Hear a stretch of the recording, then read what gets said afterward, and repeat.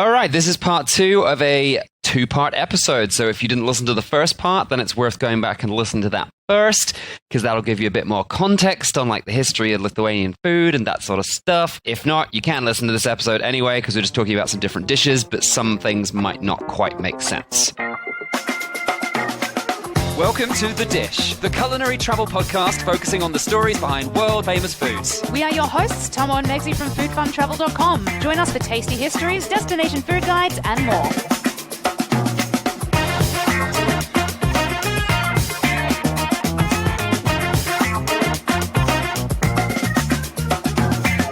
In the second part of this 2-part Lithuania podcast, traditional dishes of Lithuania that you can try in the capital, Vilnius. Some tasty adopted dishes that have become local favorites. Plus traditional Lithuanian desserts, including a particularly spiky cake.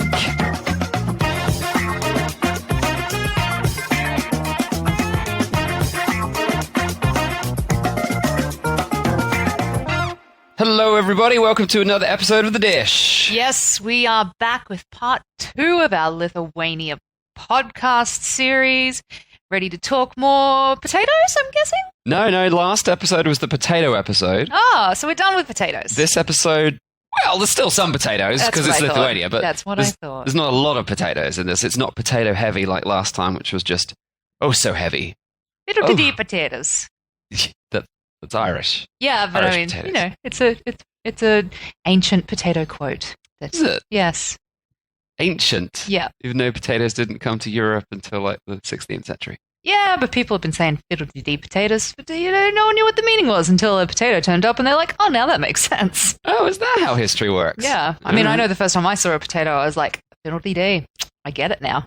Now you understand what it all means. Because the first time you saw a potato, you were probably about 6 months old.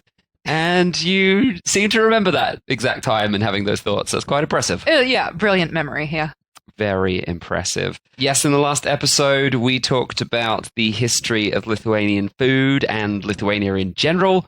Of course, quite a lot of crazy history because it's the center of Europe. And we also talked about some of the most popular potato dishes, because potato is like the most popular food, and the history of potato in Lithuania in general. Yep. So yeah, this episode a little bit less potato heavy. Can't get away from the potatoes completely, but we're going to talk about some of the other dishes because there are lots of other things to eat. It's not just potatoes. There's pork as well. Yes. And there you go. So that's it. That's the episode over. Thanks very much. Thanks for joining us. All right. No, there's a few other things as well. Beetroot, good tasty things. There is tasty things. All right. A quick reminder, in the last episode, a little bit of a recap on some of the history stuff. At its height in the 16th century, the Polish-Lithuanian Commonwealth spread all the way from the south of modern-day Estonia through Latvia, Belarus, parts of Western Russia, a lot of Ukraine as well, all the way to the edge of the Black Sea, as well as, of course, most of Poland. And its occupation by Russia happened from 1795 until 1990, with a brief period in the 20th century where they were actually independent prior to that as well, which means some of the cuisines that are popular Lithuanian foods are going to bear some resemblance to stuff that you'd also find in Poland and you'd also find in Latvia and Belarus, etc. Yeah. So, yeah, we're not necessarily going to say that all of the dishes in this episode are from the tiny area of land that is now Lithuania today. I think if you look at the history of Europe, you know that the majority of borders are quite a new thing in history. So you don't have to look far back to be like, most of Central Europe was the Austro-Hungarian Empire. Now Austria is a tiny little country and Hungary is a separate country. Borders have changed quite dramatically, but food has stayed relatively the same for the people that continued to, stay in those lands. This shared food culture. That's all we're trying to say. All right, let's talk about, first of all, said pork was going to be important. Let's just hit straight in with the pork. Oh, I like pork. Let's talk about skilandis. It's a historic cured pork sausage. There's like so many places in Europe that have a cured pork sausage. Yep. And a lot of them have similar ingredients. So I'm like, is there maybe we should be doing a history of sausage episode at some point? Oh, that seems like a lot. But yes, deep dive into sausages. Careful how you phrase that. All right.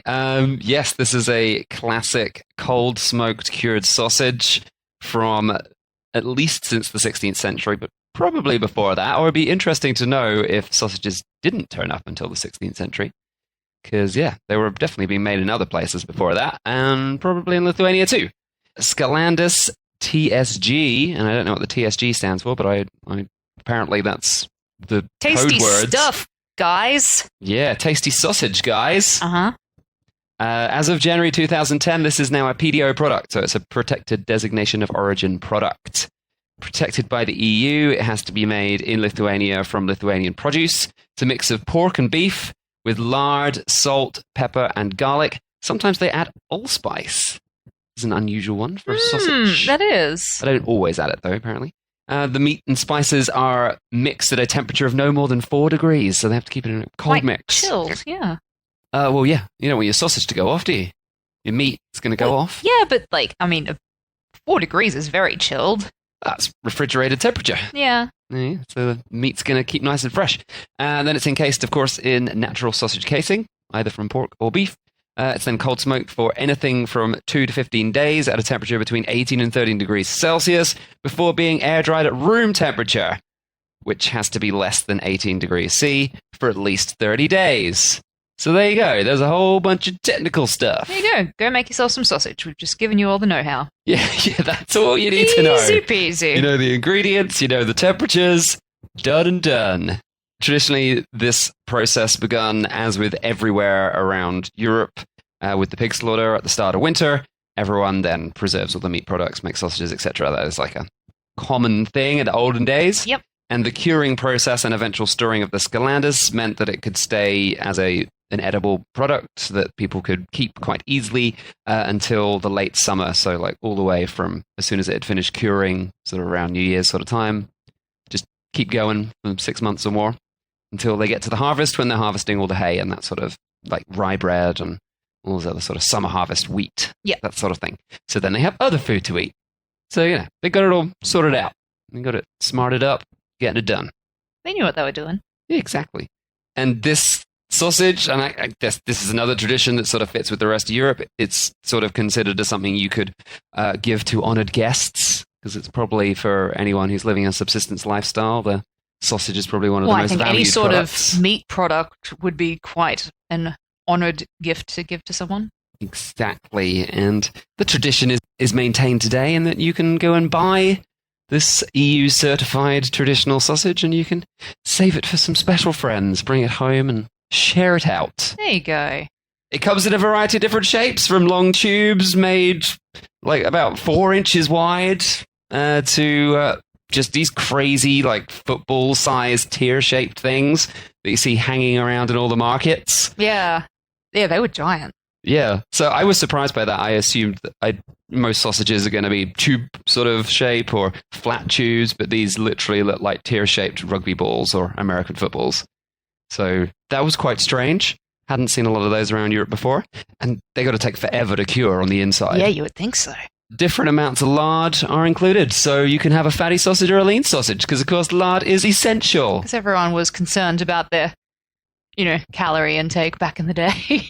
Their concerns for the calorie intake were the opposite concerns. They were. They're like, give me the calories. Like, can I have extra lard, please? Yep. Yes.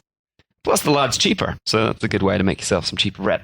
All right, second dish, and I ate some of this last night in Tbilisi. We were out in Tbilisi, and I felt I wanted to go and enjoy this again, because it's fantastic. It's dirty awesome. So yeah, this is a popular dish across lots of parts of Eastern Europe. Definitely famous in Lithuania. It's called kepta duona, or duona. Kepta duona. I don't know. I don't know. I can't be sure. One of my favorite beer snacks, though, I did enjoy it with some beer last night. It's deep fried rye bread that goes all crispy and it's sort of garlicky. Sometimes it gets served with garlic that you can rub on it, and sometimes it just sort of got an essence of garlic. But it's like crispy, but it's soft as well. I don't know. I love the texture of this bread, the way that they make it. Because, yeah, as you said, you've got the garlic flavor as well. And then you pick it up, and so it's firm to pick it up. But then when you bite in it, it's got the crunch on the outside, but it's still kind of nice and soft. I mean, I guess they fry it at quite a high temperature, so it crisps up pretty quickly on the outside, but the middle doesn't super cook. It's lovely. I am sure it is calorific. But you don't think of that. You think of the healthy side. It's like, oh, look at me. I'm eating rye bread. This is good for me. Sure. Fiber, fiber, fiber. Yeah, sure, why not? I ate a lot of it last night. It was great.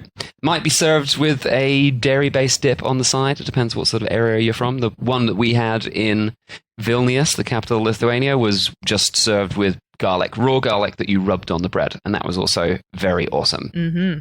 Yeah, so rye as a grain has been cultivated in Central Europe since 1500 BC, probably originating from Turkey. It's most popular in the regions around Poland, Lithuania, Russia, Ukraine today, and has been for quite a while. One reason being that it's really resistant to cold winters, unlike grains like wheat. So if they do get like an early frost and stuff, the rye crop tends to be able to survive that. Mm-hmm. It also grows in really poor quality soils like sandy soils and peaty soils. That is good. Yeah, wheat is actually surprisingly fickle. So yeah. Good that they found. I love rye. It's only something that it wasn't really popular when I was growing up as a kid. I know rye is really popular now, like in all the supermarkets and stuff like that, but I don't recall having it until probably at least I was an adult. Still, it depends where you are. It's very Australia's popular. very far away. It's very popular here in the supermarkets in Georgia and in Eastern Europe.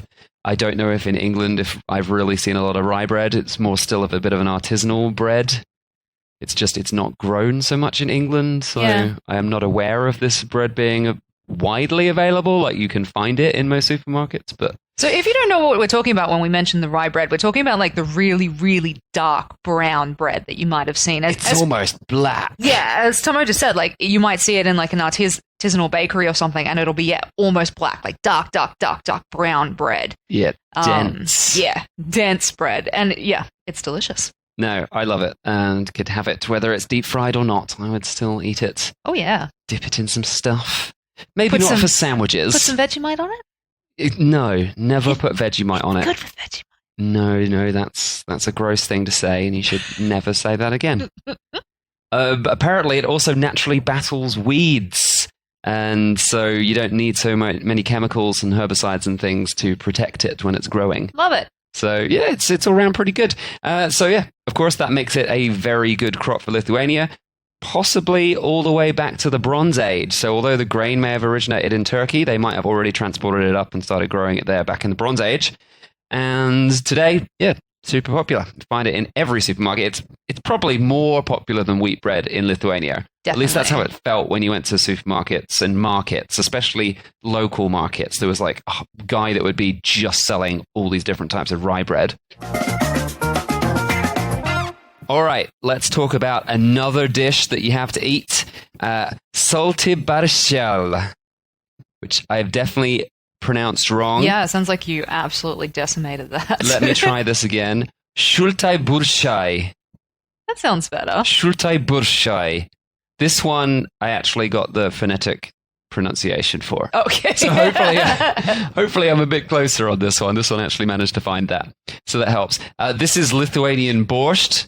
Their cold beetroot soup. That was yum. Yeah. And it's the weirdest thing because, I mean, I know people that grew up with beetroot soup would probably be used to having pink soup, but I'm not that used to having pink soup. And it was very pink. It's probably the only pink soup I've ever had. Yeah, and it was really tasty. Even though we were in Lithuania in the wintertime, we still decided to try the cold soup, and it was very tasty. It was, there's a lot of people that are like, it's actually, a lot of people will like give you a weird stink eye if you have cold beetroot soup in the winter, but it's delicious, so I eat it anyway. There's a couple of people we met like that. So. It's definitely supposed to be a summer soup, but these days people just eat it whenever they want. If it's tasty, eat it, whatever's. You got beetroots, you got dairy, you can make it. So yeah, it's fine. So this is Lithuania's sort of other well-known national dish. We talked in the last episode about cepelinas, the zeppelin-shaped meat-stuffed potato dumplings. And shultai burshai is the other one. It's one of the most popular dishes, and it's considered a national symbol. Probably because of this bright pinkness, I reckon that helps. It's not just the fact that it does taste pretty good. It is also like, it's such an iconic, unusual-looking dish. Yeah. You're like, this is our dish as Lithuanians. It's, It's got to be grabbing hold of people's imaginations due to the color. Yeah, you remember it, that's for sure. Yes, definitely. It's quite simple. It's beetroot mixed with kefir or kefiras in Lithuania, which is a sour fermented milk drink. It's like a yogurt drink. It's like a sour yogurt drink. Yeah. Kefir is mixed with pickled beetroot, and that gives the pink color. And then they normally add in dill and cucumber as well. Yum, yum. And sometimes also pickled cucumber. So like a bit of both. I'm fine with all of A that. bit more of a salty hit. Yep. So the connection with the more famous dish borscht in general, which is another famous range of sour soups popular through Ukraine, Poland, and lots of the Russian Empire, former Russian Empire, and places that used to be occupied by the Russian Empire. There's obviously a very close connection with all of those dishes, especially as the Lithuanian for shutai burshai, it actually just means cold borscht. It literally translates as cold borscht. Yeah. So they're not sort of denying that this dish is... I'm sure they have their own little spin on it. They're like, well, we do it with this, and that's what makes it different. They are all a little bit different, I think. And the word borscht is from Ukrainian, supposedly. So you could argue that perhaps when Ukraine was part of the Lithuanian Republic, Lithuanian Commonwealth, that maybe it was there that they picked up the influence from, and it moved through the rest of the region from Ukraine, possibly. Or maybe not. Maybe Ukraine just renamed it at a later date to borscht and then made it more popular. I mean, there doesn't seem to be a really definite story on this one. So, yeah, the lines blur a bit as to which part of that region it came from originally. Possibly Ukraine. I'm sure any Ukrainians listening will be like, obviously Ukraine. Obviously. But that said, although it seems like it's probably an ancient dish, some sources think that it's a more modern dish that didn't really arrive until the 19th century. And possibly just out of simple utility, because it's a cold soup, so it's super quick and easy to make, and it's made from very cheap ingredients. Well, I guess it comes down to the question of where does beetroot come from? Beetroot is from Europe. I feel like I can't remember the exact date for beetroot, but I think it is such an old It's been kicking around for a while. That it's very unlikely that the soup came at the very inception of beetroot into the diet. Yeah. That would be sort of... Beetroot's an older vegetable, as far as I'm aware. So this dish might only date to the 19th century from Ukraine, or it could be from anywhere inside the Duchy of Lithuania back in the 16th century when that was the big thing. 15th century. No one seems to be sure. Because no one wrote it down. Although I find it really interesting, there's one little clue that makes me think that perhaps it started in Lithuania, but it's difficult to say. But the Polish name for this same dish is Klodnik Liczki. Oh, good. Klodnik Liczki, which means Lithuanian cold borscht. So they're specifically, Poland is like, well, it's definitely not from Poland. It's the Lithuanian one. But being as Ukraine could have been Lithuania, well, it was Lithuania back in those days.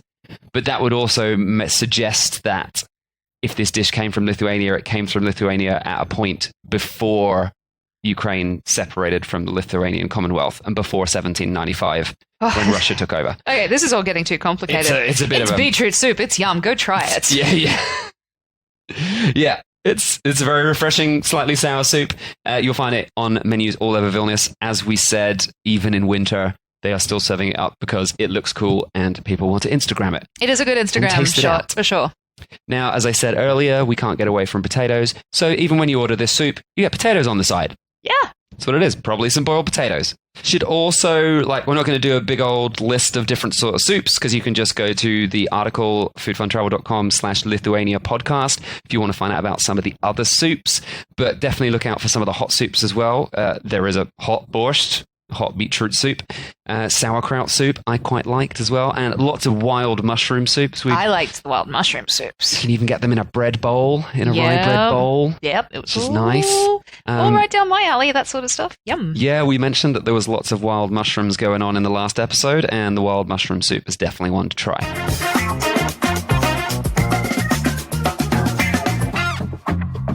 All right, now on to something that does have a little bit of a unusual history behind it.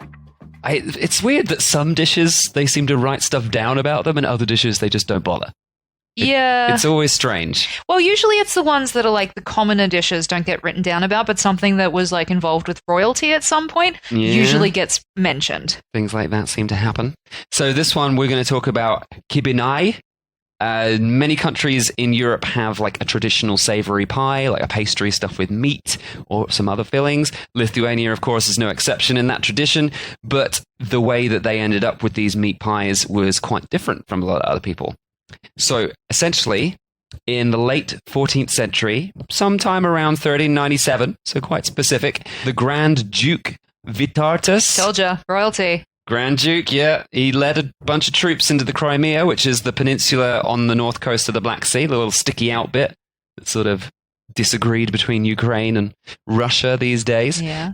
Definitely now part of Russia at the moment. But he wanted to expand his lands and take away the lands of some other people, as kings like to do. Indeed. Or dukes like to do. So that region at the time was owned by the Tatar people, which is a Turkic tribe originally. But he turned up and they really were a bit of a pushover, and he just killed lots of people and took the whole area pretty easily. And what happened was there was some people living there from local tribes that he sort of adopted, if you will. Enslaved, adopted, it's a little hard to depends say. on who you're talking to when it comes to those historical documents. Yeah, people write their own histories. Yep. Most of the histories seem to think that the local tribe was quite impressed, possibly even helped out the Duke to capture some of their, of the other tribes that perhaps they weren't as good friends with. So they made nice with the big, strong army and were like, we'll help you defeat our enemies if you give us a good deal. Well, that happened quite often too, yeah. Yeah. So apparently about 400 families from this tribe, which is called the Karaiti tribe, or sometimes the Karaim tribe. So the Duke brought them back to his capital in Lithuania, the capital Trakai at the time, not Vilnius.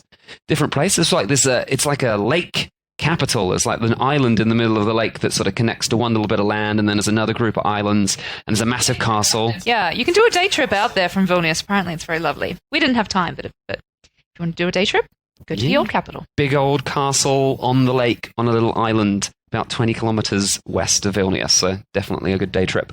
So yes, depending on whose opinion you believe, these 400 or so families were originally brought as servants. And although they weren't the only tribe brought back from the area, they seemed to be the one tribe that had specific mention, and they proved very loyal to the Duke, and so they were rewarded with their own freedom. So they were brought as servants originally, but they were actually rewarded their own freedoms very quickly because they had become trusted, and they were allowed to continue practicing their own religion. And they became like protectors and guards of the castle area, and they became farmers and craftsmen around there as well. And they were also cooking up a storm for the noblemen. So they became chefs. So they really just fit into all these different roles and became a very popular part of the society. Yep. By 1441, in fact, they had been granted a complete level of autonomy and self-governance. So they were even just managing themselves. They did very well. Yeah. Within 45 years, they'd gone from servants who'd been conquered to we've now got all the best jobs and we're in charge of ourselves. It's a pretty meteoric rise. Yeah. But their culinary contribution, they brought with them these crescent-shaped hand pies that are crimped along the top, and they were called kibin originally, and said to have been stuffed with mutton. That was the first filling. And Grand Duke Vytautas and his soldiers really loved these pies when they first tried them out during wartime. Because who doesn't love pie? And they're like, all right, so we loved these pies when we were on a campaign, and now we're back at the castle. Can you cook me up some pies and serve them to all my noble friends? Yep. And that's what they did. And the food and cultural traditions of the Karaitis tribe have been continuously maintained since those days. And there's still about 65 ethnic members of that tribe living in the old capital of Trakai, where they actually make their kibin, or now more commonly known as kibinai. They make them every day by fresh. So you definitely should go out there for a day trip to go and get some pie. Eat some pies, see a castle. Nice. Yeah, that's pretty much the deal. Yeah, you've got to make them fresh. Their website was very specific about this. So when you come to eat these in our home city here, we make them fresh. We're not cooking up frozen ones. We didn't make a batch at the start of the month and then reheat them every day. Love it. It's not a supermarket. We're making proper stuff. Now you're making me want pie. Of course. Well, always want pie. That's true. Pie is awesome. But you can easily find these pies in Vilnius as well, and all around the country. They have become a bit of a national tradition. Good snack. Mm-hmm. All right, next up, I think I'd be doing a complete disservice to the entire region if I don't talk about this dish, or this product at least. Meg's least favourite thing from the region, bit of herring. Ew. You love a bit of salty, oily fish? Oh, I didn't want any of it. Oh, Gross. dear. That is a problem. It's a very important product in the I area. don't want to eat it. I don't want to see it. I don't want anything to do with it. Oh, dear. I've had a bit of a renaissance personally eating it, because since having that in that area, I was like, oh yeah, this is great. Yeah, I noticed. Well, before we were living in Portugal, I ate lots of sardines, and now we're living in this area, and it's all about the herring. So I'm like, yep. I wasn't a fan of the sardines either. Oh, dear. To be honest. You can keep your fishy yuckness. Gross. Keep it away from me. One of the most simple dishes that you're going to find is just herring with potatoes. What? What? Just order some pickled, preserved herring, and it just comes with a side of potatoes. Boiled potatoes with a little bit of dill sprinkled on top. Yeah, a little bit of dill is always good. But a dish that's a little bit more interesting than just the staple like that is called shuba, or in Lithuania it's called silke pathalusa. This is a hard language. Oh, they can't make anything simple. I'm sorry, Lithuanians. This is supposed to be an Indo-European language. It's supposed to be the same base as English and Spanish and Latin and everything, but my God, it is not easy to pronounce Lithuanian stuff for some reason. So essentially this dish that I couldn't pronounce just then, more commonly known as shuba, is dressed herring. It's not originally a Lithuanian dish, but it's become a really popular dish in the region during the Soviet period. The nickname, as I said, the easy name to say is shuba, which is a Russian word for a big fur coat, specifically the shuba. It's a coat. Okay, but that doesn't sound appetizing. So how You don't are want to they eat a fur coat? a furry herring? No. This name, it's supposed to refer to the dish meaning herring under a fur coat. Does that not sound better? No. What You are don't they- want some stinky pickled herring under a fur coat? What is the fur coat in this dish? This is interesting. I mean, it's a metaphorical name. Okay. There's no actual fur in this dish. Because the imagery is not doing this any justice. Okay, well, I'll explain what the dish actually is. There's Please. no fur in it. So, essentially, at the bottom, you've got a layer of herring. Then you have a layer of potatoes with mayonnaise, possibly a layer of carrots, but not always. And then a layer of grated beetroot on top. Oh, I tried this. I had a mouthful of it. But the herring part obviously really punches through. But that's the point. Yeah. So you got this sort of really heavy salad. These places with salads because it's a cold dish, but it's potatoes and mayonnaise and Yeah. mixed with beetroots, and it's not really that healthy, but that was sort of the point. And I really like the way that the herring sort of punches through the sort of fatty flavors and the carbs and stuff. I think it works great. I love it. I will definitely be getting that again, but maybe not when you're looking. Yeah, I won't be partaking in it. But once again, an interesting dish for Instagramming.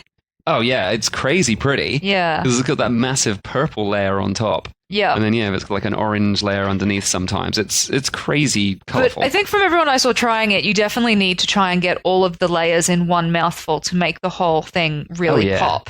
And that's what really makes the dish, as awesome as it is. So I guess, I don't know why they use the word fur coat to explain it, but because it's got all this fluffy potato and beetroot on top. yeah, It's all been weird, grated up. Though.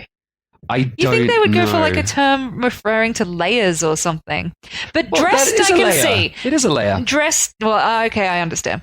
But yeah, dressed, I understand because it kind of it pretties up the herring. Yes, it is a well-dressed bit of herring. Yes. For sure. But yes, by legend, this dish was apparently invented as a cheap and filling snack to accompany beer and help line the stomach to stop drunk people getting into fights. Makes sense. We've heard that story with a lot of dishes. There's a few dishes for that purpose, yes. Yes, so apparently, as the legend says, there was a night that was getting particularly raucous in Moscow on New Year's Eve 1918. And this led to the bar owner, Anastas Bogomilov, rustling up this new dish. And at this time, shortly after the ruling of the Tsars of Russia had been executed, this is like 5 months after the Romanovs had been executed in a basement, World War I ended, and pretty much the whole revolution thing was happening. It was going into Russia full was swing at that point. Going on. So people were getting pretty passionate about things and getting into a lot more fights than usual. So apparently if they eat a lot of food, that'll calm them down. Because you're a bit too bloated to actually fight someone, maybe? Yeah, it doesn't hurt. But yeah, it soaks out the booze. So that could be it. But it's said that also the colourful colours of this dish was representing like the blood of the revolutionaries and stuff. And I'm like, blood isn't purple or orange. This is a real stretch. He just grabbed whatever he had in the cupboard and threw it together. Yeah, I think it's more of a... after the fact going like, this became a very popular dish during the revolution, so it's a revolutionary dish. Yeah. Everything's revolutionary. I can't see the color connection with this dish at all. No. But that is one story. So yeah, it's a layered salad, all of these different layers. It's normally sort of like 2 inches high, that sort of thing. It's circular. Yeah. It's always circular. It's interesting. Or I think it's always circular. Maybe some people do it square, but most of the ones I've seen and all the photos I've seen were all circular ones. Yeah, it's like a little cake. It's like a little layered cake of beetroot and fish. Yeah. And all of like the beetroot obviously stains through to the layer below and stuff. So it's sort of like, yeah, all the colors blend a little bit. It's cool. The beetroot's like a purple icing on top of this weird herring cake. You're not selling this dish to anybody. Oh, it's delicious. Yeah, so much mayo that is going to fill your blood with fat and definitely stop you getting into a fight. There you go. That's the original, that's the legend that apparently it's a revolutionary dish. There is another revolution connection, which may have been created after the fact as well. The word shuba, if you actually translate that back into Russian and look at the original letters, those original letters then make up an acronym that in Russian back translates to English as meaning boycott and damnation to chauvinism and decadence. Oh, that's just too convoluted.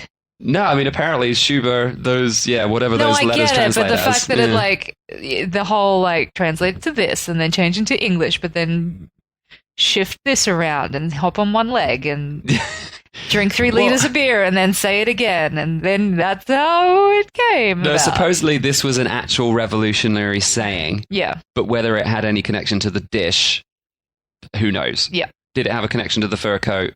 Possibly.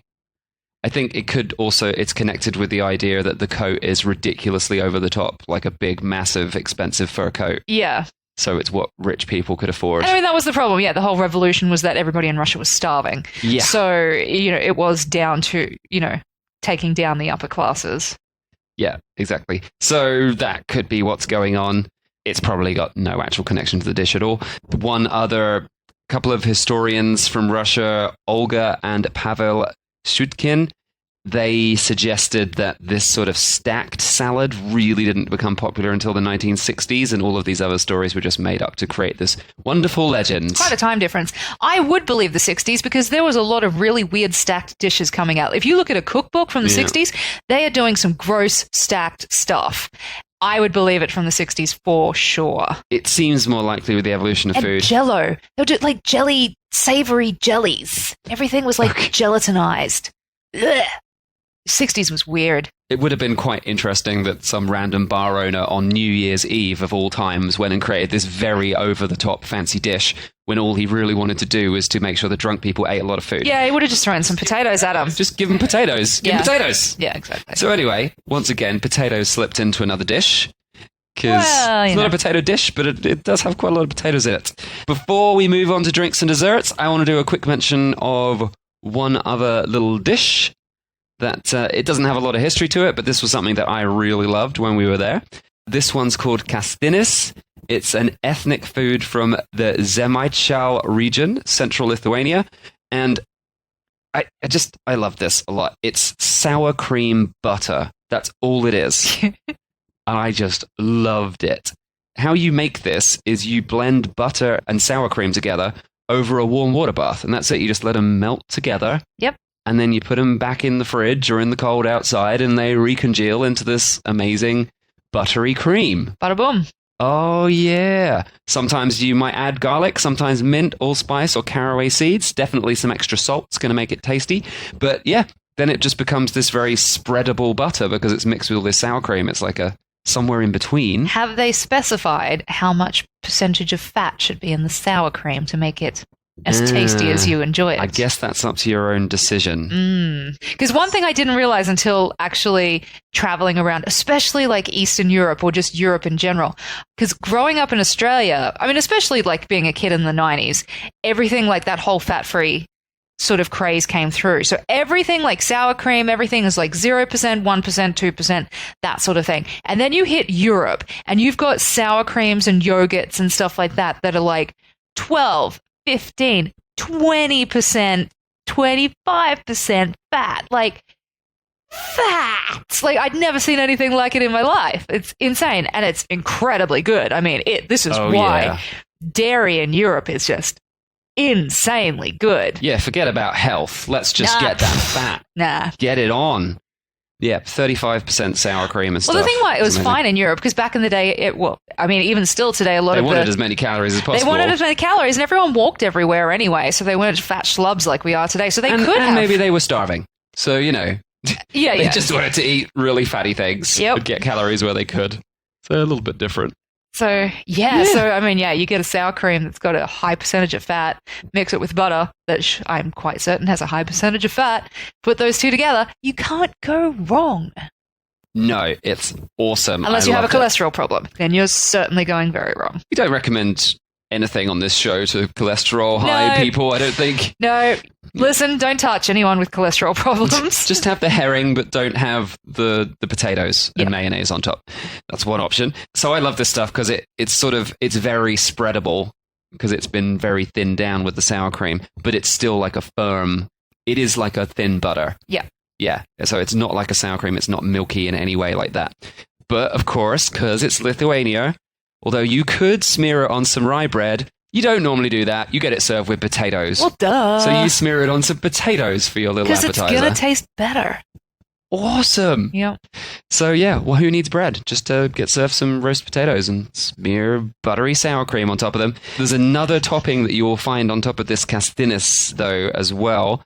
Quite often, it'll have little hemp seeds served on top. Actually, hemp seeds are really popular as a condiment or a food product in Lithuania. And the oil and the seeds are actually a really good source of omega-3 and omega-6 oils. Oh. So that's your fish substitute there. Yes, please. Apparently, hemp oil contains about twice as much as fish liver oil does for omega. Oh, I'd way rather have that.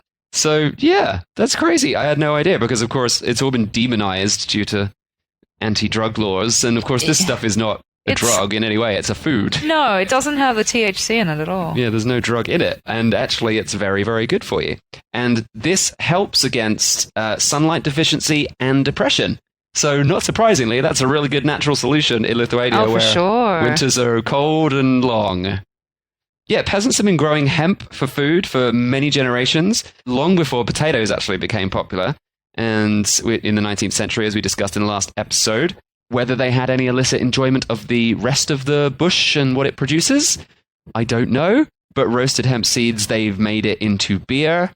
It's a great beer. Also definitely not a drug-based beer. This is just a flavoring. No, yeah. It's awesome. No, it was just absolutely a flavoring, and it was very nice. I quite enjoyed the hemp beer. Yep, so make sure you try out hemp beer when you're there. And, of course, the castinis, possibly with hemp seeds on top. That's not guaranteed. It depends where you go to have it. Anyway, even after 2 episodes so far, there's still a lot more dishes from the main courses and starters that we haven't talked about in these episodes because they're just things you should eat, not stuff that has a story behind it. Yep. So head to foodfuntravel.com/Lithuania podcast and you can find that complete list.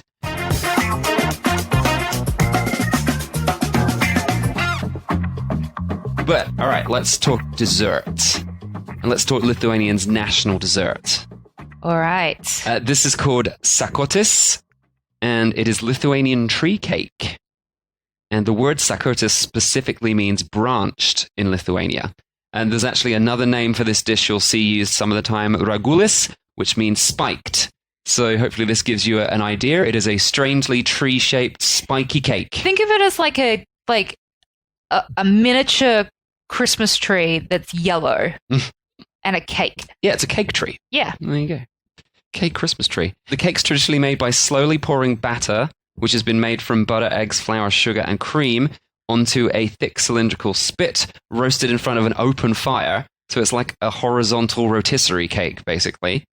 And after the central cylinder has sort of cooked down so that it's firm rather than dripping, then they start increasing the speed of the rotisserie spinning so that all these little bits, as you continue to pour batter on, just continue spraying out to the outsides until they're like spiky pine tree type it's a shame cakes. we didn't get to see it being made. That was one thing we were trying to find, but everything was already sort of pre-made and delivered. It wasn't something that we got to see, sadly. It's actually really labor intensive to make it. So people only really do it for special occasions, or of course these days they do it to sell. Yeah. But really it would have been a special occasion sort of thing, because you actually end up rotating it in front of this spit for hours. Because you think how long it takes for a pancake batter, say, or cake batter to firm up in front of heat. It takes a little bit of time.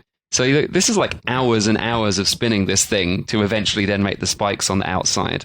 So it used to mainly be made for things like Christmas Eve and weddings, and it's definitely considered the national cake of Lithuania. It was actually really easy for us to find this in any of the traditional markets. Yeah, it's in the Vilnius. markets. It's sometimes on the menu at some of the restaurants. There was a couple of times we asked for it and they said that they didn't have it that day. Yeah. But definitely we saw it at the markets plenty. Yeah, so you'll definitely find it. It's not my absolute favorite thing. I mean, the flavor reminded me of something from my childhood, but I can't pick out what it was. We were both the same. We couldn't put our finger exactly on what it was, but I mean, yeah. It's a little crispy, so it's not really a cake. I mean, it is a cake, but it's a bit like a cake hard. biscuit. Yeah, it's more closer to a cake biscuit, but it's cake. Cake biscuit. Shortbready kind of, but not, but... Yeah, not really shortbready, because it's not buttery enough to be a shortbread. No, but like I don't know. It's a bit hard to pinpoint. You have to give it a try yourself and let us know what you think it tastes like. Do have to try it out. Now, the tradition of cooking cakes on a spit has been around at least since the 15th century. Almost every single source I read on this topic seems to have a slightly different opinion on who originally started making these cakes. And it's possible that in Lithuania, it's sometime between the 16th century, but even as late as the 20th century when this became like a really popular cake dish. So it's like that vague. But there's actually quite a long history to these cakes, possibly before the 15th century. That there's documentary evidence that suggests that dough being cooked on a spit, like bread being cooked on a spit, was being made in Greece, ancient Greece, as long ago as 450 BC. Well, that would make sense. So, I mean, essentially they wrap dough around a spit and then they rotate it in front of a warm fire. Or just wrap it around a stick. It's going to be like one of the basic things you think. You make bread, wrap it around a stick, rotate it around a fireplace. It's kind of basic. But it's also sort of like an interesting choice of doing that rather than just putting it on a hot rock or baking it straight in the fire. So I guess when the fire's really hot, maybe you make that. And then when the fire cools down, you can make the bread directly on the fire. And who knows? I don't know. But there's actually references all the way back to Greek authors like Aristophanes in his book The Farmers, and also in Socrates' 6th book, Epithets. And so, the oldest one of those references from 450 BC. But that was bread, not cake. So I'm like, well, I can't really give it to you. That's just bread. Yeah, totally different. Yeah, I mean, they also do cheesy bread here in Georgia on a spit. It's amazing. And that's awesome. I love that. I don't know what connection that has to any of this, but I still want to eat it. We just had to bring it up because it's good. Cheese-stuffed bread just rotated on a spit on a barbecue. Fantastic. And their bean-stuffed bread on a spit is really good too. Yes, Lobiani on a spit. Yeah, it's good. Anyway, that's a different episode. Go listen to our Georgia food episode. There's some other things to talk about there, yeah. Okay, so in 1450, though, this is probably the first modern reference to a spit cake. It was mentioned in a manuscript, which is still available today. You should be careful with saying spit cake. Okay. It doesn't have good meanings. Say on a spit. Cake on a spit. Not spit cake. So, cake on a spit, the earliest reference that's very specific is probably from 1450. And this is mentioned in a manuscript that is still available today in the University Library of Heidelberg, Germany. And apparently this was called Speichkuchen. And so it specifically refers to some sort of cake that was being made on a rotisserie. By 1539, a cookbook belonging to the Dominican order gives a detailed description as to the exact recipe. This is another German reference. The original cake on a spit all seem to be relating to Germany. And although you may find other ones around Europe, that some of them are made from thicker dough where they coil the dough around the spit and then they just cook it. Yep. You've probably seen them, like funnel cakes in the Czech Republic. Oh, yeah. I think they have a different name as well, but funnel cake's a popular name that people use for them. Yeah, that's like a thick dough that they just put around a spit and then they do it. I cannot resist the smell. Oh, my goodness, it drives me insane when you walk past a funnel cake stand. Yeah. So good. Cinnamon and sugar. Oh, yum. That's probably the original type of cake on a spit. Yeah, that would make sense. Because it was thicker, and that's what makes it so unique compared to these ones that you have in Lithuania, because I don't know how they get it to stay. Like, how did they make the designs to make it spiky? Well, that's it, because of you pour just a little bit of batter on and it sticks to the batter that's already cooked. And as you spin it, it sort of creates spikes, but lots of it does drip off, but not all of it drips off. Yeah. And as those spikes grow and you keep pouring more stuff on, then it keeps growing the spikes. As you said, it has to be like crazy labor intensive. It's really, really crazy. Yeah, the original ones would have been a firm dough that would have been easy to wrap around the spit, so that makes it so much easier to make. But the very first time that something similar to Sokotes was being made was a recipe from 1585. And that is also a German recipe written in detail by Susanna Guandschnideren. No, I can't say it. I'm just going to not say it. Guandschnideren. Nah, not even close. Not even close. What is it, a German name you said? Susanna G. It's a very long surname. Yeah, sorry, Susanna. 1585, definitely this sort of cake was being made. So that's what's going on. But there is an actual legend to the first creation of Sokotes in Lithuania, which also is based in the 16th century. So it's like, could this have been happening there first and they didn't write it down? Mm-hmm. Well, who knows, but the Germans wrote it down. So this is a story involving Queen Bona Sforza. She's actually from Italy, and she married the King of Poland at the time in the 16th century. And of course, at that point, that's like in the 16th century, that's when whoever was King of Poland was also sort of Duke of the Lithuanian. Yeah, it was the whole Commonwealth. Like that's where the Commonwealth had happened. So she was now married to them. So she was based somewhere in Poland, Lithuania, and Commonwealth. Now, this could have happened either in 1543 or 1547, but their only son, the heir to the throne, Sigismund Augustus II, was going to get married. And, well, he actually got married twice, so we don't know which of the weddings this happened at. So it could have been 1543 or 1547.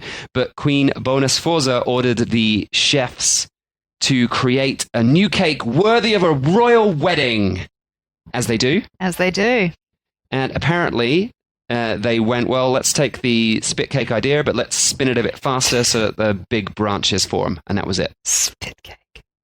So they took the cake on a spit and they went, let's spin it a bit faster and let's get those branches spiking out. Yeah. Because there are other versions of it where it's not really spiky, it's just a bit bumpy. Yeah. Whereas this, is the super Lithuanian spiky version is very spiky. And they can make it really big too. Like, it's not just a small cake. When they really go for it, they can make these really, really big versions of this cake. I don't think I wrote down the record, but I did see a photo of one in a factory, and it is 8 meters long. Yeah. And it's just this massive industrial production machine that's being automatically rotated. It was crazy. But yeah, so this was just a legend. No one seems to have written down a specific reference that it was happening. We know that the liquid batter cake was being made from 1585 in Germany at least, so it's possible that around the same time this was happening in Lithuania. Germany was a neighbor to Poland. They were right there, so cuisine would have probably been jumping between the two. And yeah, I mean, the only innovation they really did there was they span it a bit faster so that the spikes got longer than they otherwise would have done. So, I mean, it's not beyond belief that they could have done that around about the same time. Because, people write recipes down 50 years after the recipe was invented. So they could have all been doing it at the same time. Who knows? But yeah, just no written evidence for it, as always, which is why the estimates are based on the oral legend from the 16th century, but all the way up to what apparently is the first written documentation in the 20th century of it being a Lithuanian cake. Oh, wow, they really took their time on that, didn't they? But it seems probably likely that at least by the 18th century, this tradition would have spread into Lithuania and it would have, started to be changed. The really strange thing is there is an identical version of this cake in the south of France. Like literally really? the sort of tree cake style.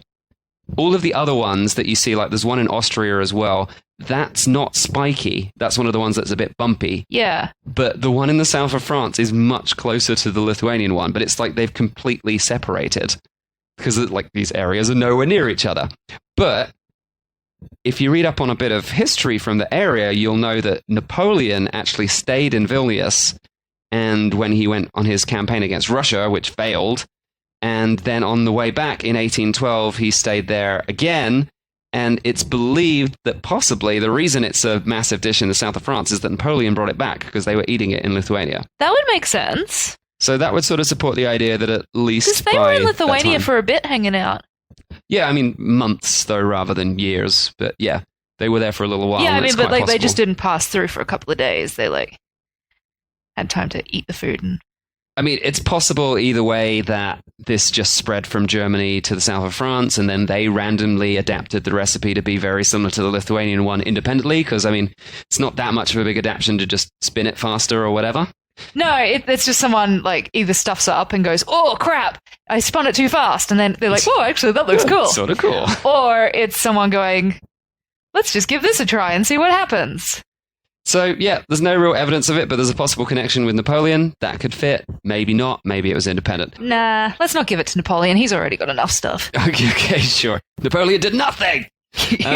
So, yeah, whether inspired by a 16th century wedding or not, or coming later, it's definitely become a cultural wedding tradition. And if you don't get invited to a wedding whilst you're in Vilnius, of course, head to those local markets and you can find yourself whole ones or bits that are like broken side bits, so you don't have to buy a whole one because that gets a bit crazy if it's only like one or two people buying even a small one's a lot. Yeah. So there you go. All right, a couple more things to finish up with. We're heading into the final dessert territory. Let's talk about obuolius or apple cheese. Apple cheese. It's no cheese. No cheese in it. No, there's none at all. So yeah, so if you, for the lactose intolerant people listening, don't worry. You can eat it. There is no cheese in it. And then when you go, oh, there's no cheese in it, then you're like, that doesn't sound very appetizing. But I was very pleasantly surprised. It's tasty. It's not too sweet. And it has its name because it looks a bit like a block of cheese, and they cut it up, like they slice it up like you would a block of cheese. Yeah. But it's actually just made from apples. It's more like just like a dense fruit bar kind of thing. Well, it's more of a fruit gel, isn't it? Yeah. It's like a dense, firm fruit gel than a bar, and it's like a bigger size that they chop up into little bits.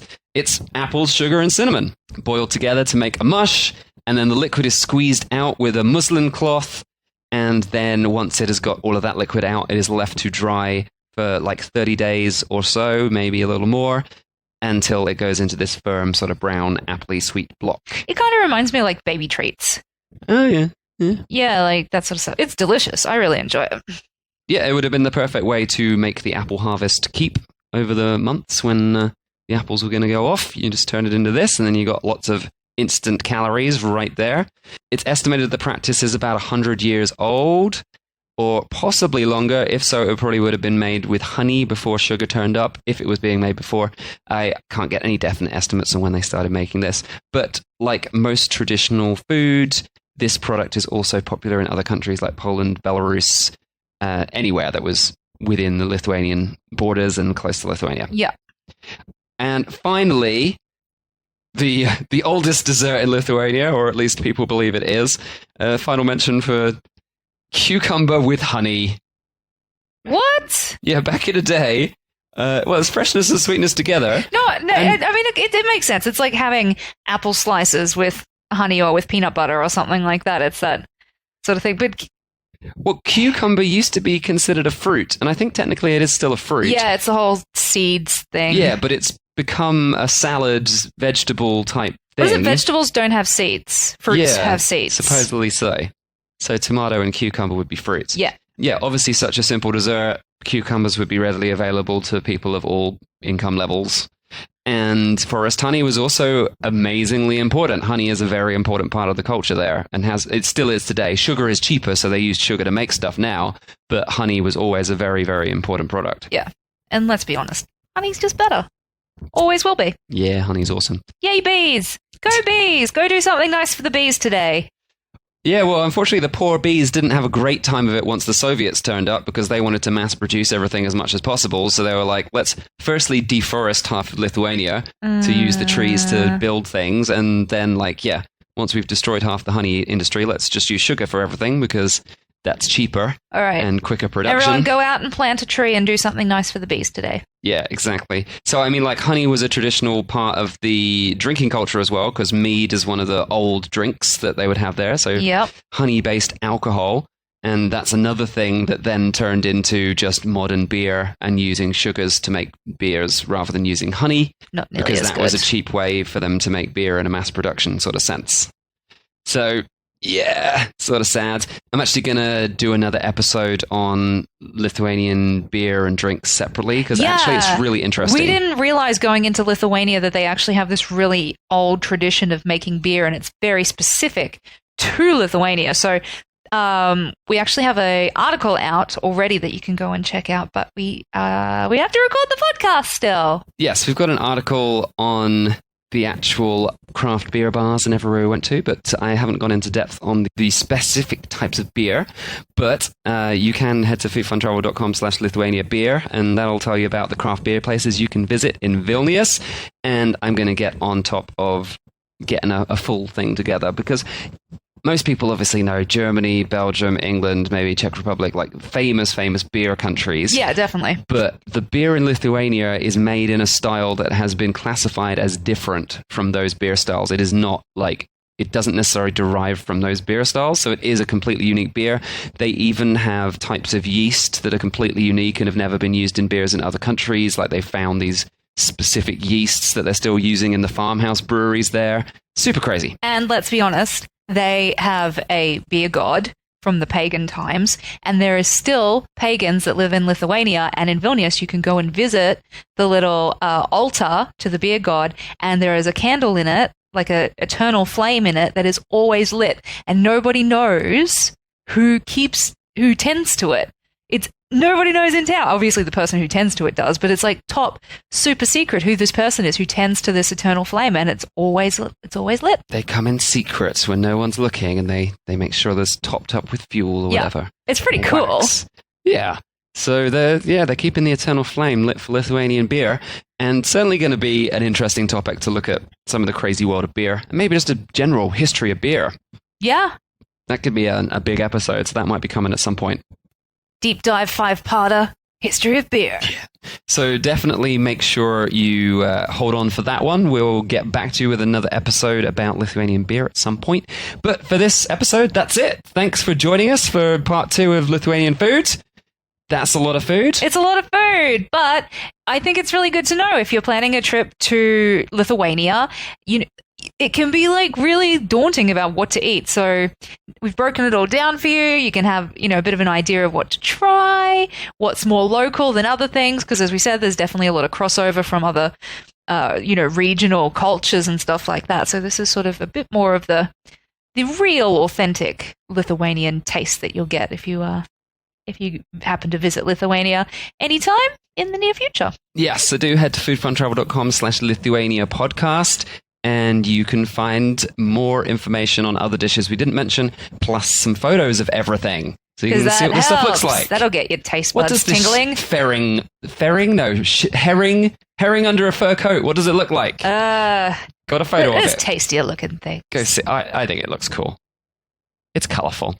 So that's it for this episode. Of course, as always, remember to rate and review and tell your friends about the show. That's the most important one, really. Rate and review is great, but telling your friends about it and getting new people to listen is even more important. So do spread the word. Help us out. Help us keep this show going. Maybe eventually we'll end up going back to once a week rather than once every 2 weeks.